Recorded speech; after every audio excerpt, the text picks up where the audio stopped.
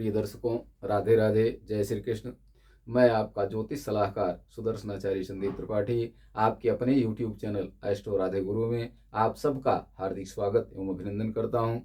दर्शकों, आज हम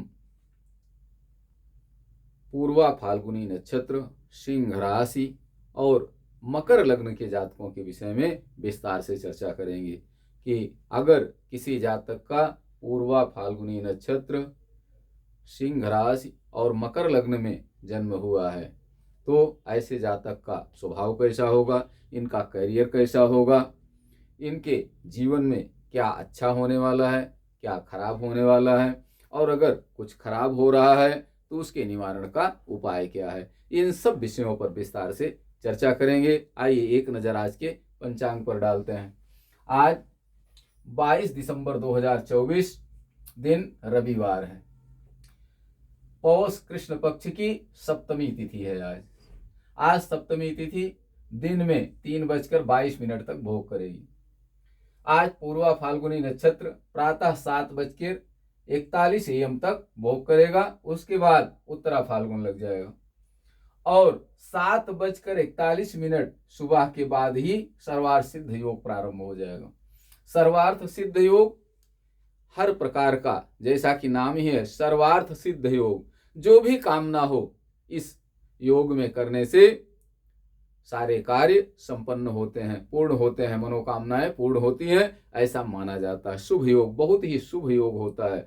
सर्वार्थ सिद्ध योग और सर्वार्थ सिद्ध अमृत योग दोनों बहुत अच्छे योग होते हैं। इनमें मंत्र सिद्धि की जाती है, मंत्र साधना की जाती है, जप तप किया जाता है।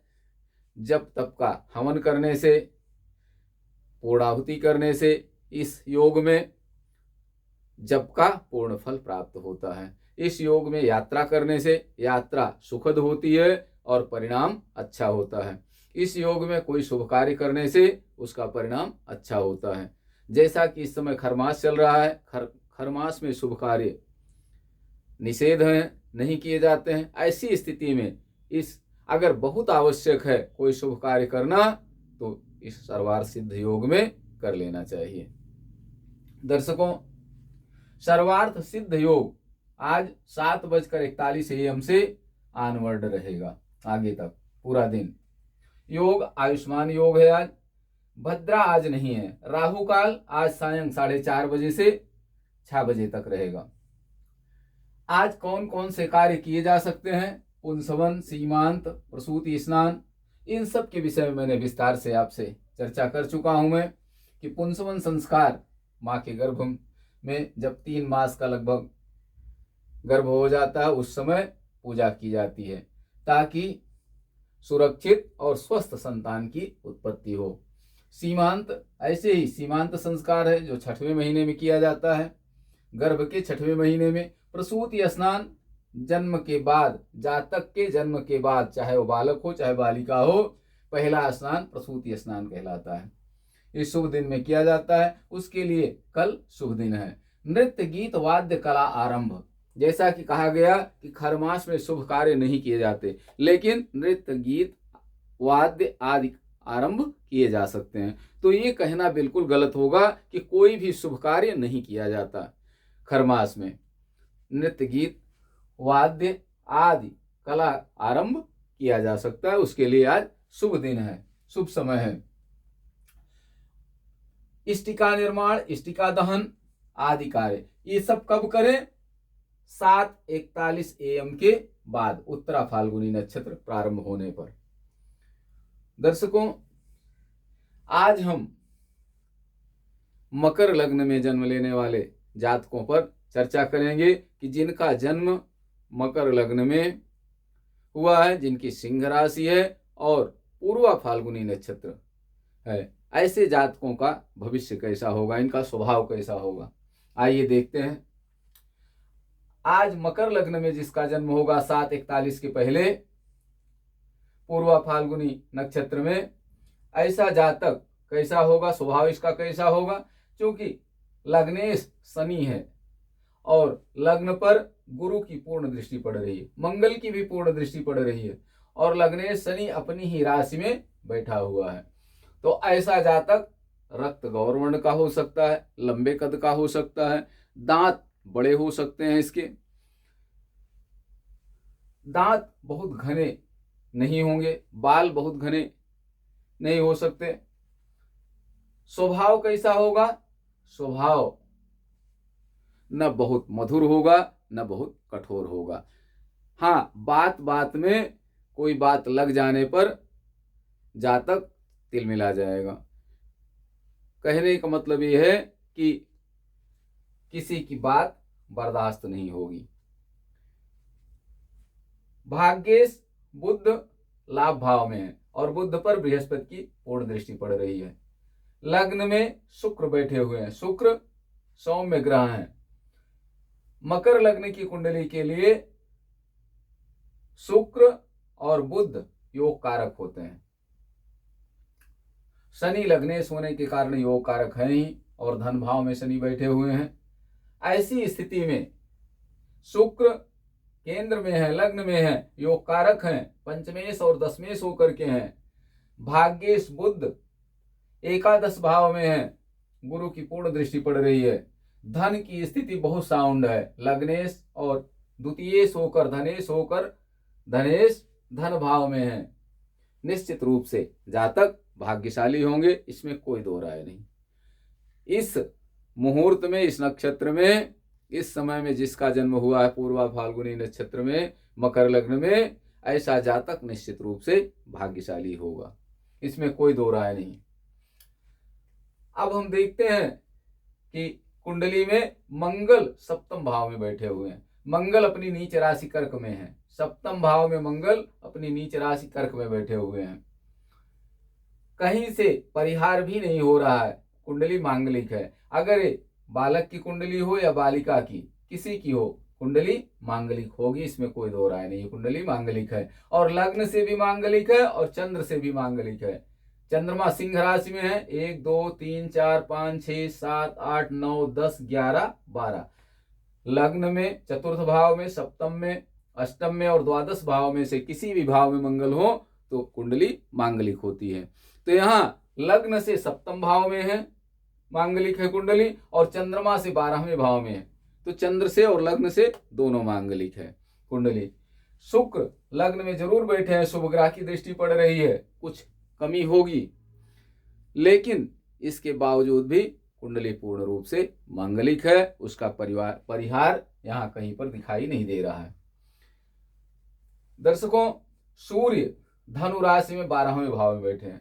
सूर्य अष्टमेश होकर के 12वें भाव में धनु राशि में बैठे हुए हैं। यहाँ सूर्य कमजोर हैं, अष्टमेश भी हैं और 12वें भाव में बैठे भी हैं, तो सूर्य की स्थिति काफी कमजोर है।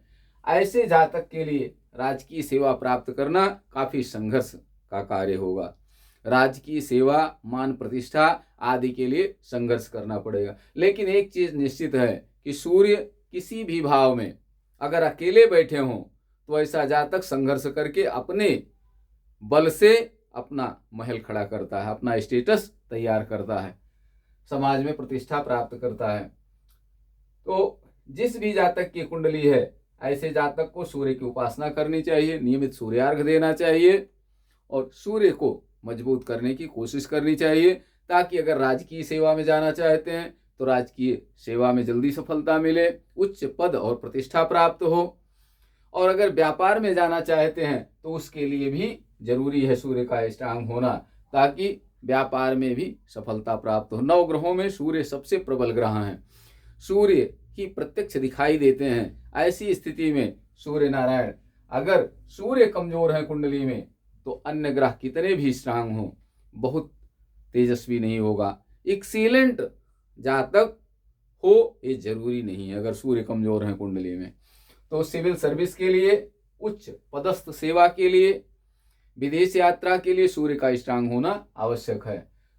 तो सूर्य को नियमित सूर्यार्घ्य दें, सूर्य को प्रसन्न रखने की कोशिश करें, सूर्य नमस्कार करें। अब हम देखते हैं कि द्वितीय भाव में शनि बैठे हैं, शनि लग्नेश और द्वितीयेश हैं, धनेश हैं, शनि बकरी हैं, तो कुछ न कुछ आय व्यय का तनाव बना जरूर रहेगा, लेकिन इसके बावजूद भी धन की स्थिति साउंड होगी जातक की। तृतीय भाव में राहु है, जातक पराक्रमी होगा, अति पराक्रमी होगा, इसमें कोई दो राय नहीं है। पंचम भाव में गुरु बैठे हुए हैं, गुरु शत्रु राशि में है, गुरु पाप फलप्रद है। मकर लग्न की कुंडली के लिए गुरु द्वादशेश और तृतीयेश है, पाप फलप्रद हैं और शत्रु राशि में बैठे हैं, गुरु काफी कमजोर हैं। भाग्येश बुध की दृष्टि गुरु पर जरूर पड़ रही है। तो बृहस्पति मध्यम फलकारक होंगे। बृहस्पति को स्ट्रांग करने की आवश्यकता है। बृहस्पति को स्ट्रांग करने के लिए क्या करें? यहाँ बृहस्पति पंचम भाव में है, पंचम भाव के कारक भी होते हैं, कारको भाव नाश है। तो शिक्षा के लिए, संतान के लिए गुरु बहुत अच्छा फल नहीं देंगे। उसके लिए आवश्यक है कि अगर गुरु को स्ट्रांग करना चाहते हैं तो बृहस्पतिवार के दिन हल्दी, चना की दाल, गुड़ का लड्डू बना करके वितरित करें, प्रसाद बांटें, गौ माता की सेवा करें, बड़े बुजुर्ग का आशीर्वाद प्राप्त करें, उनकी सेवा करें, तो निश्चित रूप से गुरु मजबूत होंगे, गुरु का पाप फलप्रद समाप्त होगा और शुभ फल की प्राप्ति होगी, भाग्य की उन्नति होगी। क्योंकि भाग्येश पर और भाग्य स्थान दोनों पर गुरु की पूर्ण दृष्टि पड़ रही है। गुरु अगर शुभ फलप्रद हो जाएंगे तो दोनों के लिए लाभकारी होगा। मंगल अपनी नीच राशि में है। मंगल चतुर्थेश और एकादशेश होकर सप्तम भाव में अपनी नीच राशि में बैठे हुए हैं। मंगल भूमि भवन वाहन और सुख के स्वामी हैं। सप्तम भाव केंद्र में जरूर हैं लेकिन अपनी नीच राशि में हैं। तो जातक को लाभ होगा, भूमि भवन वाहन का सुख मिलेगा, लेकिन उतार चढ़ाव बहुत रहेगा, समस्याएं बहुत रहेंगी क्योंकि मंगल अपनी नीच राशि में हैं। इसलिए हो सकता है कि सुख जो मिले वो अस्थायी न हो, दिखाई दे सुख मिलते हुए लेकिन दुख पीछे लगा रहे, ऐसी स्थितियां बन सकती हैं। तो मंगल को स्ट्रांग करने के लिए क्या करें? मंगलवार के दिन गौ माता को गुड़ और गेहूं खिलाएं, लाल फूल का दान करें, लाल फूल हनुमान जी पर चढ़ाएं, मंगलवार को सुंदरकांड का पाठ करें, हनुमत उपासना करें, तो मांगलिक दोष भी कम होगा और मंगल भी स्ट्रांग होंगे, भूमि भवन वाहन का सुख प्राप्त होगा और पारिवारिक सुख प्राप्त होगा। एक चीज जरूर है कि बकरी शनि बकरी शनि लग्नेश होकर द्वितीय भाव में बैठे हैं। द्वितीय भाव अपना निज का परिवार होता है। शनि सेपरेटिव ग्रह हैं, अलगाव के ग्रह हैं, शनि वक्री हैं, इसलिए जातक एकांगी रहेगा, परिवार से बहुत संयुक्त होकर नहीं रहेगा, परिवार से बहुत सामंजस्य नहीं होगा, किसी न किसी एन केन प्रकारेण कोई न कोई कारण ऐसा होगा जिससे परिवार से दूर ही रहना पड़ेगा, दूर ही रहने का। अब अगर हम देखें चंद्रमा को तो चंद्रमा सप्तमेश होकर अष्टम भाव में है। सप्तम भाव दाम्पत्य सुख का भाव है, दाम्पत्य का भाव है। मेल की कुंडली से फीमेल का भाव है और फीमेल कुंडली से मेल का भाव है। तो सप्तमेश अष्टम भाव में है चंद्रमा और अष्टमेश 12वें भाव में है और मंगल सप्तम भाव में है। तो इसका मतलब है कि दाम्पत्य जीवन जातक का बहुत डिस्टर्ब होगा। शुक्र की दृष्टि पड़ रही है, शुक्र योग कारक हैं, बैलेंस बनाने की कोशिश करेगा जातक, लेकिन फिर भी दाम्पत्य जीवन में तनाव जरूर रहेगा। हो सकता है कि वो तनाव थोड़े समय के लिए हो लेकिन रहेगा जरूर, बार बार ऐसी स्थितियां बनती रहेंगी। इसके लिए क्या करें? चंद्रमा की वस्तुओं का दान करें, गले में चंद्रमा धारण करें, दाहिने हाथ की कनिष्ठिका में मोती की अंगुली धारण करें चांदी में, और मंगल की शांति का उपाय करें। अगर जिस भी जातक की कुंडली होगी, अगर विद्यार्थी हैं तो उच्च शिक्षा प्राप्ति के लिए बृहस्पति को अनुकूल करने की कोशिश करें, जो उपाय हमने बताया उसका उपाय करें। रोजगार के लिए मंगल सूर्य को स्ट्रांग करने की कोशिश करें चंद्रमा सिंह राशि में है। इन सब के बावजूद भी जातक स्थिर बुद्धि के होंगे। जिस भी जातक की कुंडली होगी, चाहे वो मेल हो चाहे फीमेल हो, स्थिर बुद्धि का होगा। जो भी काम करेगा सोच समझ करके करेगा। तो अगर इन ग्रहों का ध्यान रखा जाए, सूर्य, मंगल और चंद्रमा को अनुकूल करने की कोशिश की जाए, तो बहुत हद तक जातक का जीवन अच्छा होगा, सुखमय होगा, मंगलमय होगा। इन्हीं विचारों के साथ, इन्हीं शुभकामनाओं के साथ आज यहीं तक।